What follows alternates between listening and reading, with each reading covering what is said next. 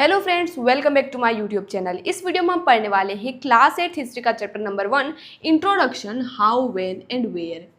इस चैप्टर में हम क्या पढ़ने वाले हैं उससे पहले हम ये जान लेते हैं कि आखिर हम इस चैप्टर को कनेक्ट कैसे करेंगे अपने प्रीवियस चैप्टर प्रीवियस क्लासेस से, और हिस्ट्री में हम इसे कैसे कनेक्ट करेंगे, क्योंकि अगर हम प्रीवियस से कनेक्ट नहीं कर पाएंगे तो हम कुछ समझ नहीं पाएंगे। तो हमने यहाँ अभी तक क्लास 6 की हिस्ट्री पढ़ ली, 7th की हिस्ट्री पढ़ ली और अब हम 8th की हिस्ट्री पढ़ने वाले हैं।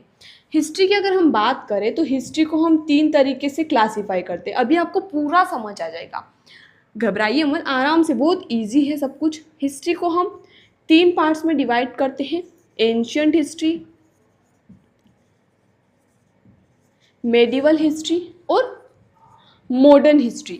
ठीक है, एंशियंट हिस्ट्री के बारे में हमने पूरा क्लास 6 में पढ़ लिया है। ठीक है, क्या हमने पढ़ा? सबसे पहले तो हमने वैदिक लिटरेचर के बारे में पढ़ा, उससे भी पहले हमने पढ़ा, लेकिन वो प्री हिस्ट्री और प्रोटो का पार्ट हो जाता है। वैदिक लिटरेचर के बारे में हमने पढ़ा, उसके बाद janapada, mahajanapada, Mauryan empire, post Mauryan period, Gupta period, post Gupta period, society, culture, temple architecture, सब कुछ हमने यहाँ पर पढ़ा है क्लास 6 हिस्ट्री में, which is part of ancient history. Medieval history को पूरा हमने कवर किया है क्लास 7th हिस्ट्री में, जहाँ पर हमने क्या पढ़ा? दिल्ली सुल्तान्स के बारे में हमने पढ़ा। उससे पहले भी कुछ रूलर्स जैसे कि राष्ट्रकूटास, गुर्जर प्रतिहार, पालास की हमने बात करी, डायनेस्टीज कैसे बनी ये हमने समझा था। दिल्ली सुल्तान्स, उसके बारे में मुगल एम्पायर की हमने बात करी। फिर एंड तक आते आते हमने क्या बात करी? बीच में सोसाइटी की भी बात करी थी। एंड तक आते आते हमारा जो लास्ट चैप्टर था वहाँ पर हमने देखा था कि कैसे मुगल एम्पायर डिक्लाइन हो रहा था। पहला तो ये था कि जो रूलर्स थे, जो लेटर रूलर्स थे मुगल के, वो वीक थे, वीक सक्सेसर्स थे और लोग रेबेलियन थे, विद्रोह कर रहे थे आम जनता।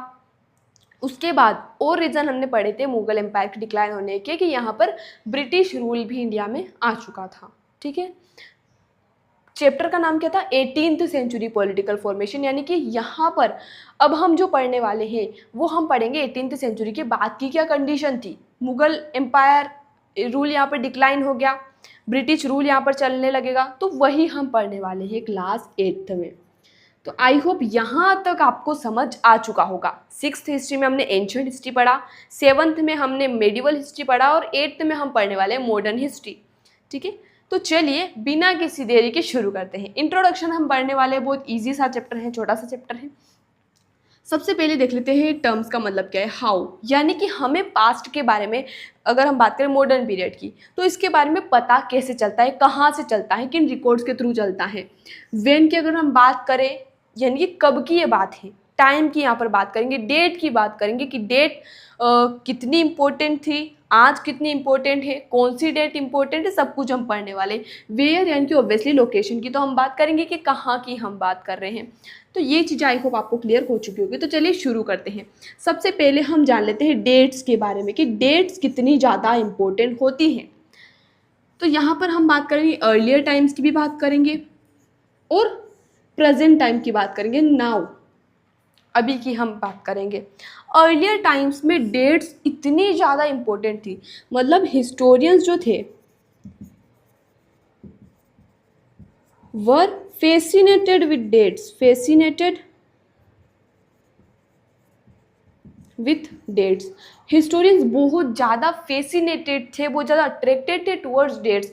डेट बहुत ज़्यादा इंपॉर्टेंस रखती थी डेट्स उनके लिए। ठीक है, इतनी ज़्यादा कि यहाँ पर हीटेड डिबेट्स भी होते थे, बहुत गर्मा गर्म डिबेट्स भी होते थे इस बात को लेकर, किसी डेट को लेकर एंड वगैरह वगैरह। और इतनी ज़्यादा कॉमन हो चुकी थी डेट्स कि डेट्स हिस्ट्री की अगर हम बात करें तो डेट्स इतनी ज़्यादा कॉमन हो चुकी थी इस टाइम में, अर्लियर टाइम में, कि हिस्ट्री का मतलब यहाँ पर होता था डेट्स। सिनोनिम्स हो चुके थे दोनों, इतनी ज़्यादा स्टूडेंट्स डेट के साथ फेसिनेटेड थे कि कॉमन सेंस की बात है कि हिस्ट्री का मतलब है डेट। इतना यहाँ पर सिस्टम हो चुका था। कब? अर्लियर टाइम्स की अगर हम बात करें। अब कौन सी डेट इंपॉर्टेंट है? हमें पता है कि 250 सालों की हिस्ट्री हम पढ़ने वाले हैं, मॉडर्न इंडिया की हम बात कर रहे हैं, तो हर एक दिन कुछ ना कुछ हुआ होगा, लेकिन हम उन्हीं डेट्स के बारे में पढ़ते हैं जिस दिन कोई मेजर इवेंट हुआ है, जिसकी वजह से कुछ चेंजेस हुए हैं, तो यही हम पढ़ते हैं। तो डेट्स का भी हर डेट इंपॉर्टेंट नहीं है, इवेंट इंपॉर्टेंट होता है। ठीक है, कोई पर्टिकुलर डेट अगर मैं बोलूँ तो वो इम्पोर्टेंट नहीं है, लेकिन अगर किसी व्यक्ति का उस दिन जन्म हुआ है या कुछ उसके लिए स्पेशल है तो वो इवेंट इम्पोर्टेंट है हमारे लिए। कोई एक डेट हम रख दें आज, वो इम्पोर्टेंट नहीं है, इवेंट इम्पोर्टेंट है। इवेंट के बिना डेट्स का क्या महत्व है? कोई इवेंट होगा तभी तो डेट्स इंपॉर्टेंट होगी। तो इवेंट यहाँ पर इम्पोर्टेंट है और इवेंट जिस डेट पर वो इवेंट हुए हैं वो डेट इम्पोर्टेंट होगी। लेकिन यहाँ पर एक बात ये भी ध्यान रखने वाली है कि जो इवेंट होते हैं, जैसे कि कोई व्यक्ति कब राजा बना होगा, कब उसने कौन सी लड़ाइयाँ लड़ी होगी, कब उसकी शादी हुई, कब उसकी डेथ हुई, ये सारी चीज़ें, तो ये जो इवेंट्स होते हैं इनके लिए हम फिक्स डेट डिटरमाइन कर सकते हैं, बता सकते हैं। लेकिन जो मेजर चेंजेस हुए हिस्ट्री में, जैसे कि ब्रिटिश रूल इंडिया में कब इस्टेब्लिश हुआ, तो उसकी कोई फिक्स डेट हम नहीं बता सकते, क्योंकि एक over the period of time ये चेंजेस हुए हैं। अलग अलग पार्ट्स में अलग अलग टाइम पर डोमिनेशन ब्रिटिशर्स का बढ़ा।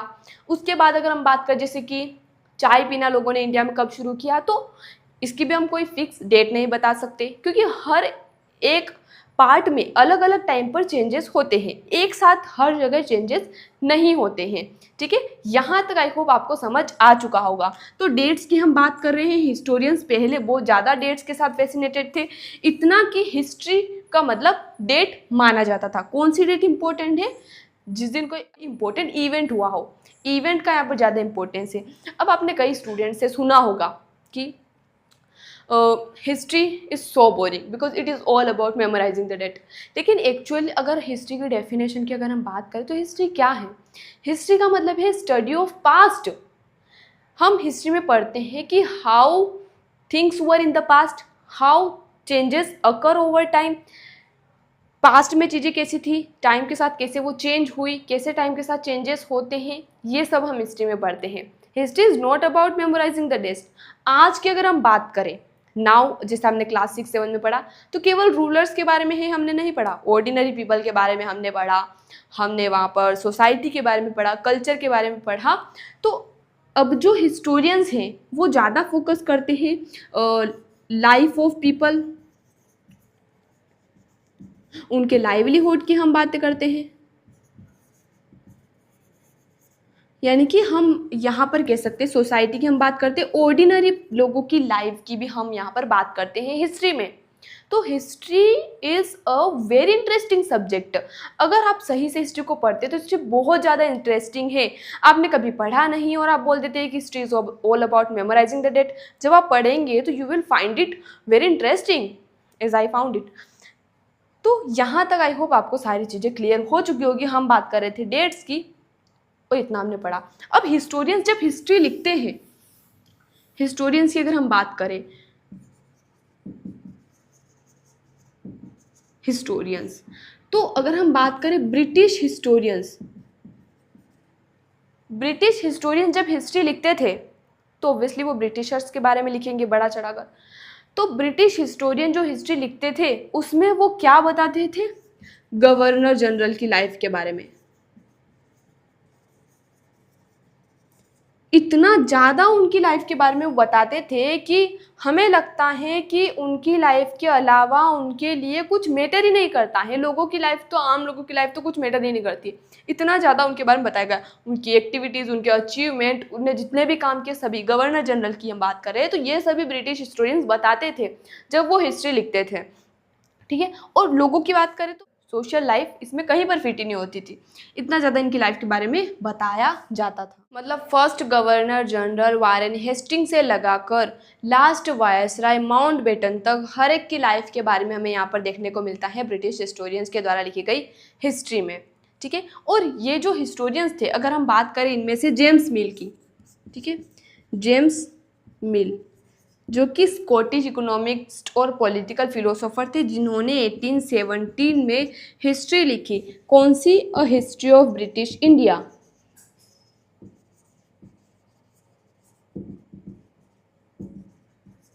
तो हिस्ट्री ऑफ ब्रिटिश इंडिया में इन्होंने क्या बताया? इन्होंने जो हिस्ट्री है उसको डिवाइड किया 3 पार्ट्स में, हिंदू, मुस्लिम और ब्रिटिश। क्योंकि ब्रिटिश हिस्टोरियंस के अकॉर्डिंग जो उस समय रूलर्स का जो रिलीजन था उसी अकॉर्डिंग हम उस टाइम को डिवाइड करेंगे, लेकिन हमें बताएं कि उस समय जो लोग थे, ऑर्डिनरी लोग, उनकी लाइफ में क्या चल रहा है, सोसाइटी में क्या चल रहा है, लोगों के सोशल ग्रुप्स में क्या चल रहा है, लोगों के और भी रिलीजन ग्रुप थे, हमें पता है हर एक रूलर का सेम फेथ नहीं होता था, डिफरेंट फेथ्स उनके होते थे।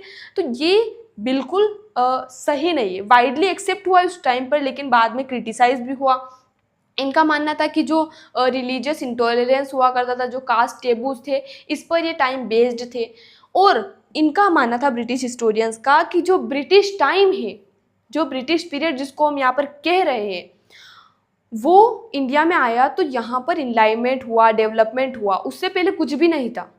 लेकिन हमें पता है कि उससे पहले भी डेवलपमेंट हुआ है। इवन तो गुप्ता पीरियड को गोल्डन एज भी कहा जाता है, इतना ज़्यादा डेवलपमेंट शानदार यहाँ पर हमें देखने को मिलता है, ठीक है। लेकिन इन हिस्टोरियंस के अकॉर्डिंग जो एशियन सोसाइटीज़ हैं वो लोअर लेवल ऑफ सिविलाइजेशन पर हैं as compare to European societies के।